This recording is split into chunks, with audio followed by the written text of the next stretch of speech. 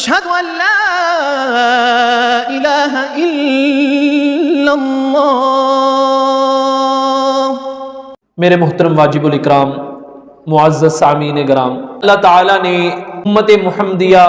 صلی اللہ علیہ وسلم بالخصوص جو اس امت کے ماننے والے جن کو مسلمان کہا جاتا ہے، اہل مسلم کہا جاتا ہے، ان کے اوپر اللہ نے بہت سے فرائض، بہت سے واجبات، مختلف چیزیں اللہ رب العزت نے ان کے ذمہ لگائی ہیں۔ اسی طرح اللہ رب العزت نے چند چیزوں سے ان کو منع فرمایا ہے۔ یہ اللہ رب العزت اس کی حکمت کو اور اس کی اچھائی کو بخوبی جانتے ہیں۔ انسان یہ نہیں جانتا کہ میرا اس چیز میں نفع ہے یا نقصان ہے۔ بعض دفعہ ظاہری نفع نظر آ رہا ہوتا ہے، لیکن اس کے پیچھے ہمیشہ کے لیے انسان کا نقصان ہوتا ہے، اور بعض دفعہ ظاہری تھوڑا سا نقصان نظر آ رہا ہوتا ہے، لیکن اس کے پیچھے بہت لمبی اور نہ ختم ہونے والی کامیابی اللہ رب العزت نے چھپائی ہوئی ہوتی ہے۔ یہ اللہ اپنے بندوں کے فائدے اور نقصان کو انسان سے، بندے سے زیادہ جانتے ہیں۔ مثال کے طور پر جیسے کہ حدیث شریف میں آتا ہے، پیارے آقا علیہ الصلوۃ والسلام نے ارشاد فرمایا کہ جھوٹ یہ چڑیا اور پرندے کی گوشت کی طرح بہت لذیذ معلوم ہوتا ہے، بہت لذیذ محسوس ہوتا ہے۔ جیسا کہ پرندوں کا گوشت بہت لذیذ انسان کو لگتا ہے، حدیث کے یہ الفاظ ہیں، پیارے آقا نے ارشاد فرمایا، اسی طرح جھوٹ بظاہر پرندوں کے گوشت کی مانند بہت لذیذ معلوم ہوتا ہے، لیکن قرآن پاک کیا کہتا ہے؟ الا لعنت اللہ علی الکاذبین، کہ ہمیشہ کے لیے جھوٹوں پر اللہ کی لعنت برستی رہتی ہے۔ جھوٹ بولنا کبیرہ گناہ ہے۔ ہم لوگ آج ہمارے اس معاشرے کے اندر جھوٹ کو کوئی گناہ سمجھا ہی نہیں جاتا، اور بعض لوگوں سے بات چیت کرتے وقت یہ بات محسوس کی، بعض تو اپنے منہ سے یہ کہہ دیتے ہیں کہ جھوٹ کے بغیر ہمارا کاروبار، ہماری دکان، ہماری ملازمت، ہماری کھیتی باڑی، ہمارا جو ہے دندہ جھوٹ کے بغیر چلتا ہی نہیں ہے۔ نعوذ باللہ من ذالک۔ میرے محترم بھائیوں اور دوستوں، میں عرض کر رہا تھا کہ اس طرح جھوٹ جب آدمی بولنے لگتا ہے تو اس کے سامنے تھوڑا سا نفع نظر آتا ہے، لیکن اس جھوٹ کے پیچھے ہمیشہ ہمیشہ کے لیے جو رسوائی چھپی ہوئی ہے، ہمیشہ ہمیشہ کے لیے جو ذلت چھپی ہوئی ہے، ہمیشہ ہمیشہ کے لیے جو انسان کی ناکامی چھپی ہوئی ہے، وہ انسان کو نظر نہیں آتی۔ جیسا کہ دنیا میں بھی یہ کہاوت مشہور ہے کہ جھوٹ کے کوئی پاؤں نہیں ہوتے، پھر ایک جھوٹ بولنے کے لیے انسان کو کئی جھوٹے ہیلے وسیلوں کا سہارا لینا پڑتا ہے۔ تو اس لیے میرے محترم بھائیوں اور دوستوں، وقتی لذت کو دیکھتے ہوئے کبھی گناہ نہ کریں، اور اسی طرح وقتی مشقت کو دیکھتے ہوئے کبھی نیکی کا کوئی عمل نہ چھوڑیں، کبھی اللہ کے حکم کو وقتی مشقت سمجھتے ہوئے نہ چھوڑیں۔ جھوٹ وقتی طور پر تو لذیذ معلوم ہوتا ہے، اسی طرح چوری کرنا، زنا کرنا، ہر گناہ کرنا وقتی طور پر تو ہمیں بڑا لذیذ اور جو ہے فائدہ مند محسوس ہوتا ہے، لیکن میرے معزز سامعین گرام، اس کے پیچھے جو رسوائی چھپی ہوئی ہے، جو ذلت چھپی ہوئی ہے، جو گناہ چھپا ہوا ہے، سب سے بڑھ کر اس کے پیچھے جو اللہ کی ناراضگی اور پیارے حبیب کی نافرمانی چھپی ہوئی ہے، وہ نافرمانی اور اللہ کی ناراضگی کے اوپر شیطان پردہ ڈال دیتا ہے۔ تو ہمیں جو ہے وقتی لذت کو نہیں دیکھنا، ہمیشہ کی کامیابی کو دیکھنا ہے، اسی طرح وقتی مشقت کو نہیں دیکھنا، ہمیشہ کی جو ہے سرخروئی کو دیکھنا ہے۔ تو میرے محترم بھائیوں اور دوستوں، میں عرض یہ کر رہا تھا کہ اللہ کی نافرمانی انسان دنیا کے جنجال کے اندر آ کر تو دیتا ہے۔ بعض علماء نے لکھا ہے کہ انسان اللہ کی نافرمانی کیوں کرتا ہے، اس کی ایک مین وجہ آخرت سے غفلت ہے۔ مین وجہ آخرت سے غفلت ہے۔ جب ہم آخرت کو سوچنا، بولنا اور اسی طرح ایک دوسرے کو سنانا چھوڑ دیتے ہیں، قبر کے تذکرے چھوڑ دیتے ہیں، حشر کے تذکرے چھوڑ دیتے ہیں، پلسرات اور میدان محشر، جنت جہنم کی باتیں کرنا چھوڑ دیتے ہیں، موت کی یاد کو چھوڑ دیتے ہیں، تو پھر جو ہے ہمیں گناہ کرتے وقت قبر حشر کی یاد نہیں آتی، موت کی یاد نہیں آتی۔ حالانکہ آج اگر کسی کے سامنے موت کا تذکرہ کریں تو وہ ناراض ہوتا ہے، موت کا تذکرہ کرنے سے ناراض ہوتا ہے اور کہتا ہے کہ کس قسم کی باتیں شروع کر دی ہیں، اور جو ہے اچھی خاصی ہماری محفل خراب کر دی ہے۔ حالانکہ پیارے آقا علیہ الصلوۃ والسلام نے ارشاد فرمایا کہ موت کو کثرت سے یاد کرتے رہنا یہ انسان کے ایمان کو بڑھاتا ہے، موت کو، قبر حشر کو کثرت سے یاد کرتے رہنا یہ ہمارے ایمان کے درجات کو بڑھاتا ہے، اور جب ایمان کے درجے بڑھتے ہیں تو پھر انسان خود گناہ سے بچتا ہے، اور اسی طرح انسان نیکی کی طرف، اللہ کے احکام کی طرف اس کا دل دماغ، اس کے جسم کے سارے اعضاء پھر متوجہ ہونا شروع ہو جاتے ہیں۔ جب انسان کے دل کے اندر ایمان کی حرارت کم ہو جاتی ہے، ایمان کی حرارت تب کم ہوتی ہے جب ہم ایمان کی باتیں چھوڑ دیتے ہیں، قبر حشر کی باتیں چھوڑ دیتے ہیں، تو پھر انسان کا دل دماغ گناہوں کی طرف مائل ہوتا ہے، جسم اور سارے احواس خمسہ وہ گناہوں کی طرف مائل ہوتے ہیں۔ تو میرے محترم بھائیو اور دوستو، گناہ سے بچنا یہ سب سے بڑا تقویٰ ہے، گناہ سے بچنا سب سے بڑا تقویٰ ہے، اور متقین کے لیے اللہ رب العزت نے جنت کا وعدہ کیا ہے، متقین کے لیے اللہ نے اپنی دوستی کا وعدہ کیا ہے، متقین کے لیے اللہ رب العزت نے میدان محشر کے اندر اپنے عرش کے سائے کا اعلان کیا ہے۔ اور متقین کون لوگ ہیں؟ جو گناہوں سے بچتے ہیں، گناہوں سے بیزاری محسوس کرتے ہیں، اور گناہوں سے جو ہے اپنے آپ کو دور رکھتے ہیں، لا تعلقی کا اعلان کرتے ہیں۔ تو اس لیے میرے محترم بھائی اور دوستو، گناہوں سے حتی الامکان بچتے رہنا۔ اور پھر اصل گناہگار کس کو کہا گیا ہے؟ اصل گناہگار اس کو کہا گیا ہے کہ جو گناہ کر کے اپنے گناہ کے اوپر ڈٹ جاتا ہے، گناہ کر کے اپنے گناہ کے اوپر ڈٹ جاتا ہے، اصل گناہگار اس کو کہا گیا ہے۔ ورنہ اللہ کا معاملہ تو انسانوں کے ساتھ بڑا نرمی والا معاملہ ہے۔ کیا معاملہ ہے؟ حدیث پاک میں آتا ہے کہ جب کوئی انسان نیکی کرتا ہے تو فرشتے جب نیکی کا ارادہ کرتا ہے تو ارادے میں بھی اس کی نیکی لکھی جاتی ہے۔ مثال کے طور پر کوئی اپنے گھر سے ارادہ کرتا ہے میں نماز پڑھنے کے لیے چلتا ہوں، تو یہ جو عزم کیا ہے، ارادہ کیا ہے، اس پر بھی اس کو نیکی مل گئی، اور وہ نیکی بھی اس کے نامہ اعمال میں 10 کے ساتھ ضرب دے کر لکھ دی جاتی ہے۔ ایک بندے کے پاس حج عمرہ کرنے کی طاقت نہیں ہے، لیکن پھر بھی ارادہ کرتا ہے کہ اے اللہ جب میرے پاس وسائل پورے ہو گئے میں تیرے گھر کی زیارت کے لیے فوراً روانہ ہو جاؤں گا،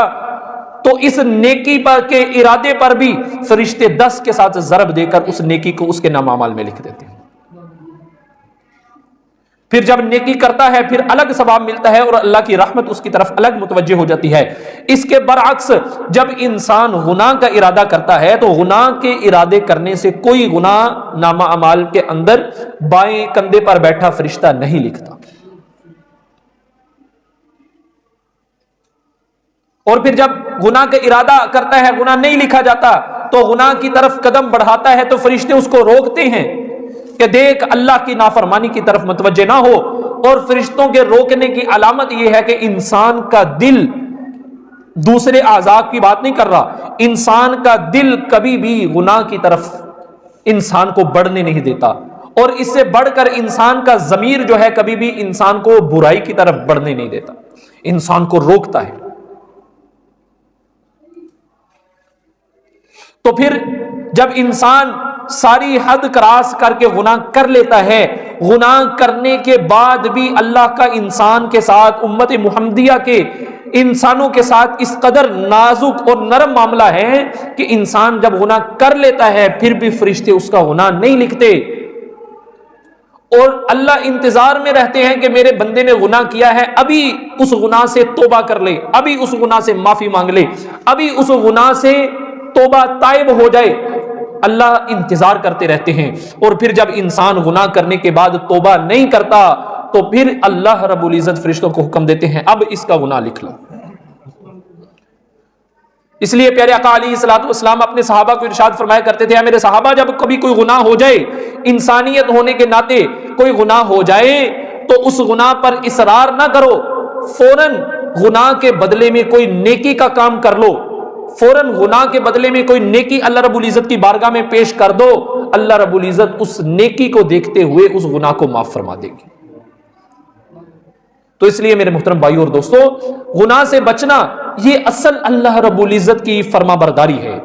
نیکی کرنا یہ بھی فرما برداری ہے، لیکن اصل فرما برداری اللہ کی یہ ہے کہ انسان گناہ سے بچتا رہے۔ ابراہیم بن ادہم رحمت اللہ علیہ اپنے وقت کے مجدد گزرے ہیں۔ ایک دفعہ ایک ندی کے کنارے پر جا رہے تھے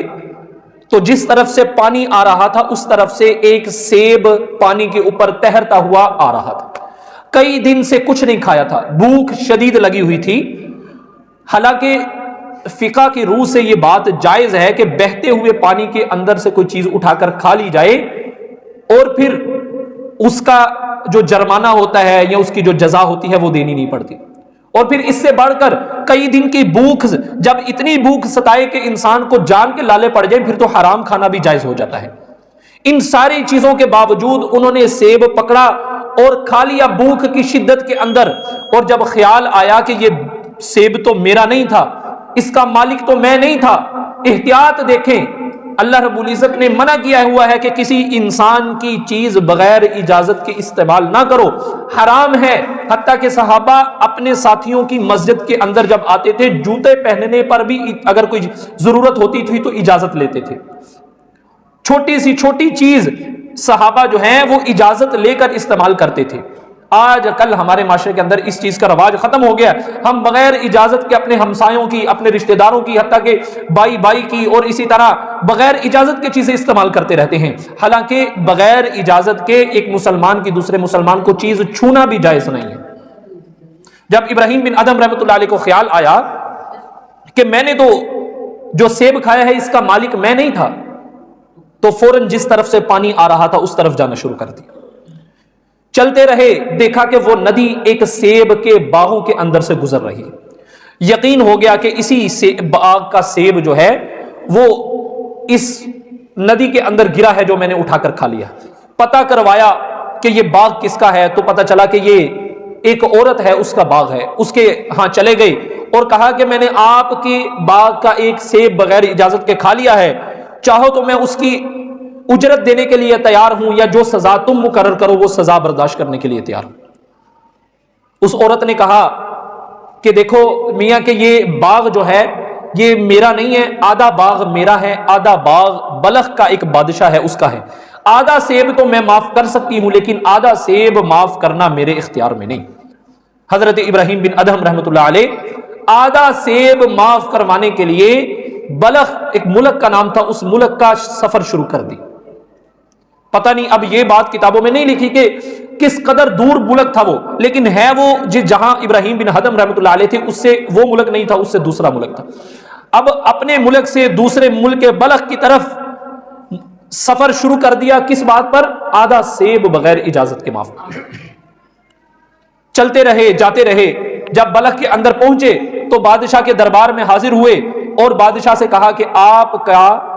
باغ کا جو ہے سیب میں نے کھا لیا ہے، آدھا سیب تو میں نے معاف کروا لیا ہے، لیکن آدھا سیب معاف کروانے کے لیے اپنے ملک سے آپ کے ملک پر چلتے ہوئے آیا ہوں، آپ نوازش کیجئے، آدھا سیب مجھے جو ہے معاف کر دیجیے۔ بادشاہ کے ہاں ایک بیٹی تھی اور اس کی جو بیوی تھی بادشاہ کی ملکہ، اس نے بادشاہ کو کہا تھا کہ یہ جو ہماری بیٹی ہے یہ بڑی نیک خاتون ہے، اللہ نے اس کو خوب سیرت اور خوبصورت دونوں چیزوں سے نوازا ہے، ہم نے اس کی شادی جو ہے ایک خوبصورت انسان کے ساتھ کرنی ہے جو پرہیزگار اللہ والا ہوگا، ہم نے اس کے ساتھ اپنی بیٹی کی شادی کرنی ہے۔ بادشاہ نے اس وقت سوچا کہ اس انسان سے پرہیزگار اور متقی آدمی کون زیادہ ہو سکتا ہے کہ جو آدھا سیب معاف کروانے کے لیے کئی ملکوں کا سفر کر کے آ گیا۔ تو بادشاہ نے اپنی ملکہ سے بات کی کہ ایسے ایسے ایک انسان آیا ہے، اس قدر تقوی کا درجہ ہے کہ آدھا سیب بھی حرام کا اپنے منہ کے اندر لیا ہوا اس کو برداشت نہیں ہوا۔ تو بادشاہ کی جو بیوی تھی اس نے کہہ دیا کہ اسی کے ساتھ ہم اپنی بیٹی کا جو ہے نکاح کروائیں گے۔ اللہ اکبر۔ تو بادشاہ نے اب ابراہیم بن ادہم رحمۃ اللہ علیہ سے کہا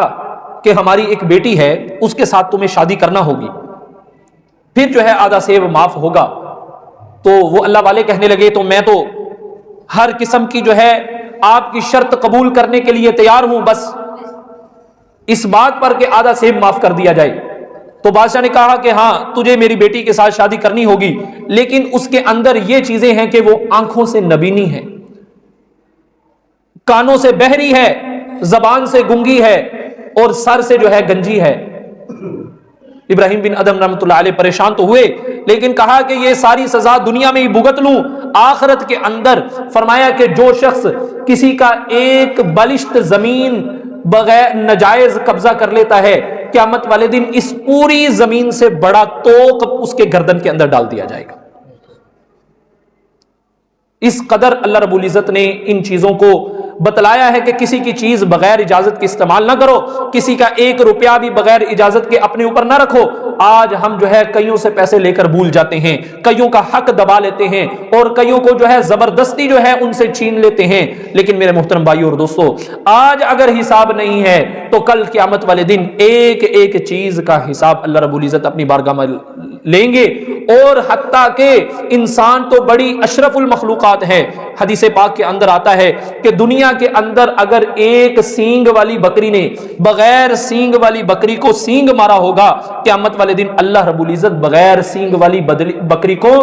سینگ والی بکری سے بدلہ دلوائیں گے۔ جس کے سینگ نہیں تھے اس کو سینگ دے دیے جائیں گے، اور اللہ کہیں گے اب تو اس سے جو دنیا میں اس نے تجھے جو ہے سینگ مارے تھے اس کا بدلہ لے لے، اور پھر جو ہے بدلہ دلوا کر اللہ رب العزت دونوں بکریوں کو مٹی کر دیں گے۔ چونکہ جانور تو سارے جو ہے صفن صفا ہو جائیں گے، تو یہ جانوروں کے حساب کا معاملہ اللہ رب العزت دنیا کے اندر اتنا سخت کریں گے، تو انسانوں کے حساب کے معاملے کے اندر اللہ رب العزت کیا احتیاط برتیں گے۔ تو اس لیے میرے محترم بھائیو اور دوستو، آج اگر ہمارا دنیا کا سارا سامان، ساری جمع پونجی جاتی ہے تو جاتی رہے، لیکن کسی کا ایک روپیہ بھی ہمارے ذمہ نہ ہو۔ کراچی کے اندر ایک مفتی صاحب ہے، مفتی عبد الرحیم صاحب، تو ان کو ایک آدمی نے کچھ ہدیہ لا کر دیا، جو شاید پلاٹ تھا، کوئی اس کی فائل تھی، بہت بڑے مشہور شخصیات ہیں۔ تو انہوں نے فوراً اسی جگہ بیٹھے بیٹھے ہی اس پلاٹ کو کسی فاؤنڈیشن کے ہاتھ جو ہے ہدیہ کر دیا، ان کے حوالے کر دیا۔ تو وہ جس نے ہدیہ دیا تھا وہ کہنے لگا کہ مفتی صاحب یہ کوئی صدقہ نہیں ہے، یہ جو میں نے آپ کو دیا یہ کوئی خیرات نہیں ہے، یہ خالصتاً میری کمائی کا خالص حصہ ہے جو میں نے آپ کو تحفہ دیا ہے، ہدیہ دیا ہے۔ تو مفتی صاحب فرمانے لگے کہ اے اللہ کے بندے، میں دنیا سے اس حال میں جانا چاہتا ہوں کہ میں یہ چاہتا ہوں کہ میرے نام کوئی پراپرٹی نہ ہو، میرے نام پر کوئی چیز رجسٹرڈ نہ ہو۔ آج بھی ایسے لوگ اللہ والے دنیا کے اندر موجود ہیں۔ تو میں عرض کر رہا تھا کہ ابراہیم بن ادم رحمۃ اللہ علیہ نے ان کی اس شرط کو منظور کر لیا، تو جب جو ہے نکاح ہو گیا تو وہ اپنی گھر والی کے پاس گئے تو دیکھا کہ اس کے تو بال بھی ہیں، اس کی آنکھیں بھی ہیں، اس کے کان بھی ہیں، اس کے سارے اعضاء مکمل ہیں، اور وہ بڑی خوبصورت لڑکی ہے۔ تو فوراً کمرے سے باہر آ گئے، تو بادشاہ سے کہا کہ آپ نے تو جو کہا تھا کہ وہ آنکھوں سے نبینی جو اوصاف ذکر کیے تھے وہ تو اس کے اندر نہیں پائے جا رہے۔ تو بادشاہ نے کہا کہ اے اللہ والے، تو سمجھا ہی نہیں، جیسا تو متقی ہے اس سے بڑھ کر میری بیٹی متقی ہے۔ اس کے تقوی کا درجہ یہ ہے کہ اس نے کبھی اپنی آنکھوں سے کسی غیر محرم کو نہیں دیکھا، اس نے کبھی اپنے کانوں سے کسی غیر محرم کی آواز نہیں سنی، اس کے بالوں کو کبھی کسی غیر محرم نے دیکھا نہیں۔ اس کے تقوی کا یہ انداز ہے، تو میرا مطلب تو یہ تھا۔ تو اس طرح وہ ابراہیم بن ادم رحمۃ اللہ علیہ کا تقوی اور بھی بلند ہو گیا۔ تو میرے محترم بھائیو اور دوستو، آج ہم بھی اپنی نظر کے اوپر غور کریں، اپنے منہ کے اندر جانے والے لقمے کے اندر غور کریں، کس قدر یہ حرام ہے، کس قدر یہ حلال ہے۔ اللہ رب العزت مجھے اور آپ کو عمل کرنے کی توفیق عطا فرمائے۔ وآخر دعوانا الحمدللہ رب أشهد أن لا إله إلا الله